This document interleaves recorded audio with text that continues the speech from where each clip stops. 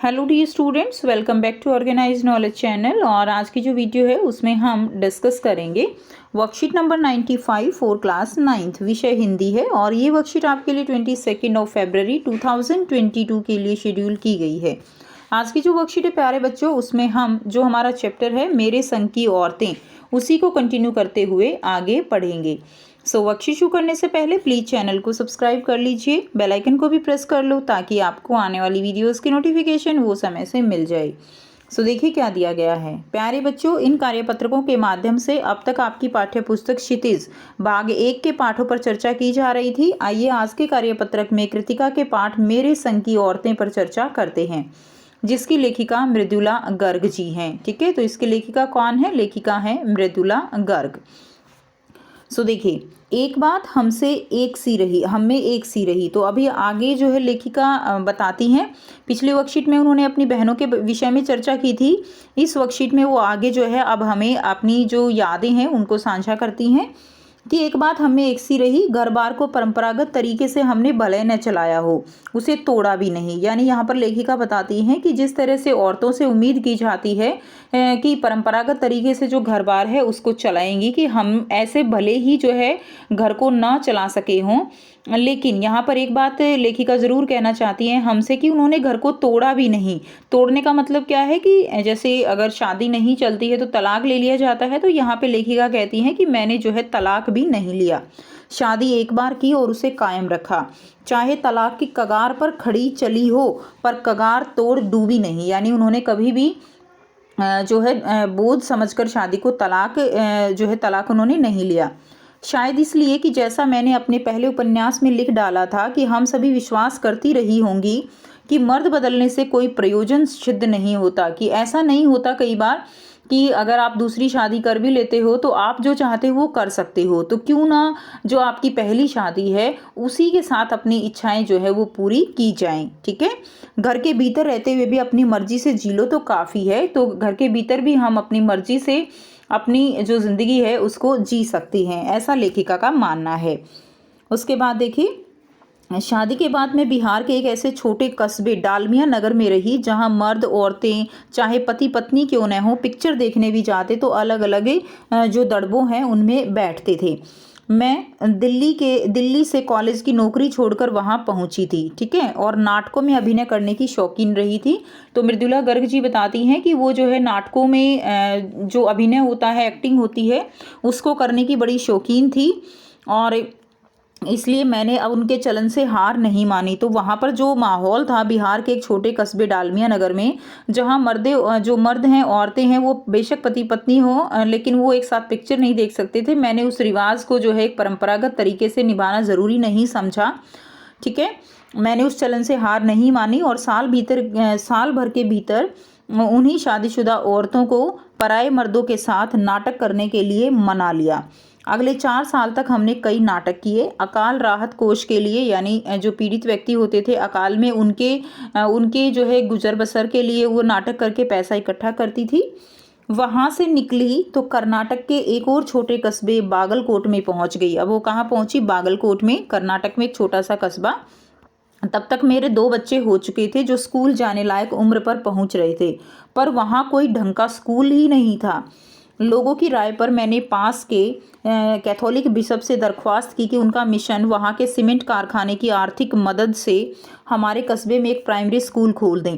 तो जो Catholic bishop थे वहाँ पे, ठीक है, कि जो है उनसे उन्होंने मदद मांगी कि उनकी जो सीमेंट कारखाना है उसकी मदद लेकर वो वहाँ पे एक प्राइमरी स्कूल बनाना चाहती थी। पहले उन्होंने कहा चूंकि उस प्रदेश में क्रिश्चियन जनसंख्या कम थी इसलिए वे वहाँ स्कूल खोलने में असमर्थ थे। तो उन्होंने क्या कहा? उन्होंने बताया कि यहाँ पर क्रिश्चियन जनसंख्या कम है, यानी अपनी छोटी जो मानसिकता थी, सोच थी, उनका उन्होंने परिचय देते हुए बताया कि यहाँ पे क्रिश्चियन जनसंख्या कम है इसलिए वो स्कूल खोलने में असमर्थ हैं।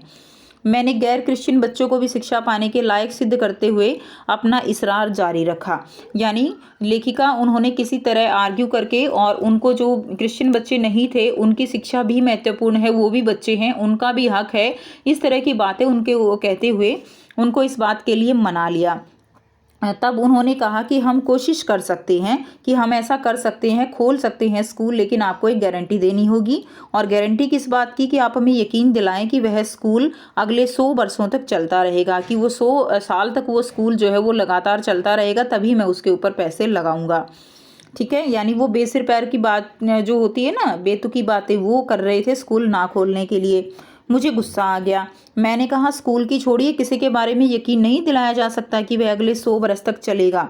वे भी गुस्सा खा गए, बोले खुदा का लाख शुक्र है बच्चों के न पढ़ पाने की समस्या आपकी है, मेरी नहीं। ठीक है, तो इस तरह से दोनों में बहस होती है। बात कड़वी थी पर 100% सच। सच के आगे सिर झुकाने की हमारी बचपन की आदत थी। ठीक है, मैंने तय किया कि मैं खुद अंग्रेजी, हिंदी, कन्नड़ 3 भाषाएं पढ़ाने वाला प्राइमरी स्कूल वहाँ खोलूंगी और कर्नाटक सरकार से उसे मान्यता दिलवाऊंगी। ठीक है, तो इस तरह से जो है जो लेखिका थी उन्होंने हार नहीं मानी और वहाँ पर स्कूल भी खोला और मान्यता भी दिलवाई, और वहाँ के अनेक मेहनती और खिसके लोगों की मदद से यह व्रत पूरा हुआ। अब यहाँ पे मेहनती और खिसके लोगों का मतलब क्या है? मेहनती लोग वो लोग जिन्होंने उनका साथ दिया।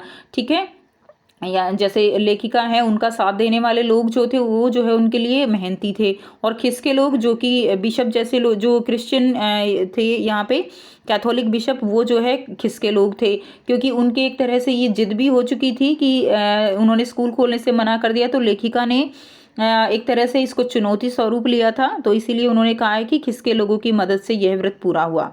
मेरे बच्चे तथा अन्य अफसरों के बच्चे उसी स्कूल में पढ़े और बाद में अलग अलग शहरों के अलग अलग ख्यात स्कूलों में दाखिला भी पा गए। ठीक है, तो इस तरह से दिया गया है। अब उसके बाद आपको देखिए यहाँ पे 5 प्रश्न दिए गए हैं और एक गतिविधि दी गई है जिसके बारे में हम जो है पढ़ेंगे। पहला प्रश्न है, प्रतिकूल परिस्थितियों के बावजूद भी लेखिका ने तलाक क्यों नहीं लिया? तो प्रतिकूल परिस्थितियों के कारण भी लेखिका ने तलाक नहीं लिया क्योंकि उनका मानना था कि मर्द बदलने से कोई प्रयोजन सिद्ध नहीं होता, घर में रहते हुए अपनी मर्जी से जीना ही काफ़ी है। दूसरा है, अकाल राहत कोष के लिए लेखिका ने पैसे किस प्रकार इकट्ठे किए? तो लेखिका ने अकाल राहत कोष के लिए नाटकों से पैसे इकट्ठे किए क्योंकि उन्हें नाटक करने का बखूबी शौक था। तीसरा है, लेखिका को स्कूल खोलने की आवश्यकता क्यों पड़ी? तो लेखिका को स्कूल खोलने की ज़रूरत पड़ी क्योंकि जब वह कर्नाटक के गांव में पहुंचे तो उन्हें बच्चों की उम्र पढ़ाई करने की हो चुकी थी, लेकिन वहां पर कोई ढंग का स्कूल था ही नहीं और खोलने के लिए भी कोई तैयार नहीं था। ठीक है, तो इसीलिए उन्हें स्कूल खोलने की आवश्यकता पड़ी।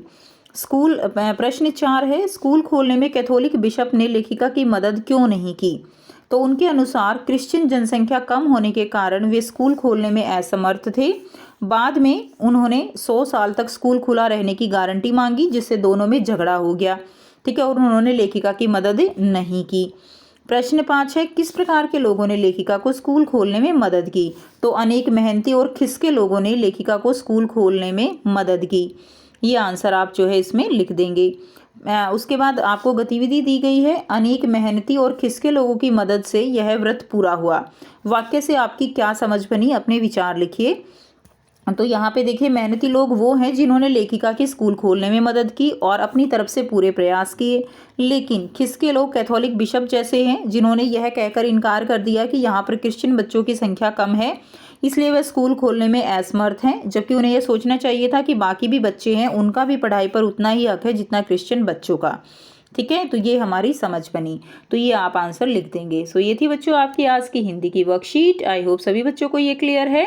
कोई भी डाउट है प्यारे बच्चों तो आप पूछ सकते हो। वीडियो अच्छी लगे तो वीडियो को ज़रूर से लाइक कर दीजिए, शेयर कर दीजिए और चैनल को सब्सक्राइब कर लीजिए। So thanks for watching students, have a nice day.